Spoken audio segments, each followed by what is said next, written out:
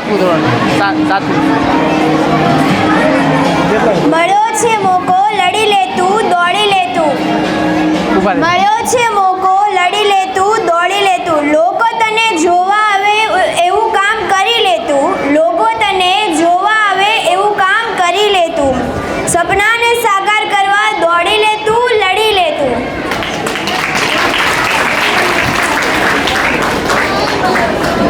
લડવા માટે છે ને ટાઈમ પર આવવું જરૂરી છે.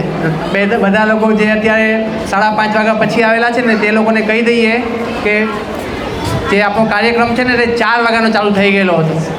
5:30 વાગે આવો છો ને તો એ સારી વાત નથી. ગયા વર્ષે એના પહેલા વર્ષે પણ અમે કહેલું છે તમને લોકોને કે મહેરબાની કરીને ટાઈમનો જરાક કદર કરતાં શીખો અને ટાઈમ પર મહેરબાની કરીને આવતા જાઓ તમે પ્લીઝ. અત્યારે 5:30-6 વાગે આવો છો. અહીંયા બધા લોકો જે વહેલા આવી ગયેલા છે એ લોકોને કંઈ એવું નહીં થતું કે એ લોકોમાં કંઈ એસી લઈને નહીં ફરતા. એ લોકોને પણ ગરમી પડશે તો પણ એ સમાજનું માન જાળવીને એ લોકો 4:30 વાગ્યા પહેલાં આવી જાય છે. તો તમે લોકો પણ મહેરબાની કરીને ટાઈમ સાચવતા શીખો. ધોરણ 7ની અંદર પ્રથમ ક્રમાંક પર છે 95.77% સાથે નૈતિક મુકેશભાઈ સંચાણિયા.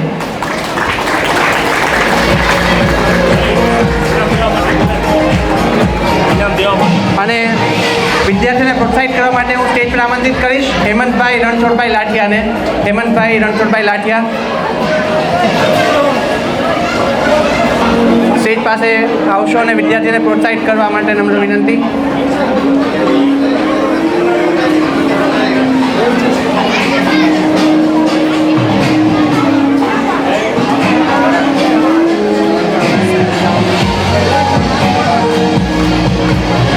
નજીક આવો થોડો.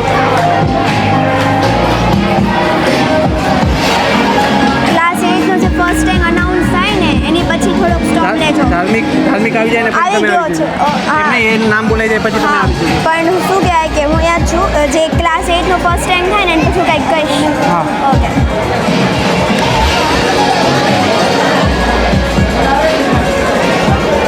દ્વિતીય ક્રમાંક પર છે 89.50% સાથે નૈતિક હસમુખભાઈ ઈડરિયા. નૈતિક હસમુખભાઈ ઈડરિયા 89.50% સાથે. શું બોલવાનું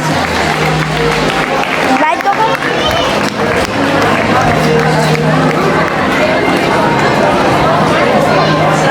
અહીંયા બોલી દઈશું ધ્યાન રાખજો. દ્વિતીય ક્રમાંક પર છે પ્રિયાંશ પ્રવીણભાઈ નડિયાપરા 84.70% સાથે. પ્રિયાંશ પ્રવીણભાઈ નડિયાપરા ગામ બેરાજા 84.70% સાથે. પ્રિયાંશ હાજર છે? એમના ફેમિલીમાંથી કોઈ હાજર છે? પ્રિયાંશ પ્રવીણભાઈ નડિયાપરા હાલ ગામ બેરાજાવાળા આવેલા છે કોઈ? પ્રિયાંશ પ્રવીણભાઈ નથી હાજર. ખૂબ ખૂબ આભાર હેમંતભાઈ, તમે તમારું સ્થાન ગ્રહણ કરી શકો છો.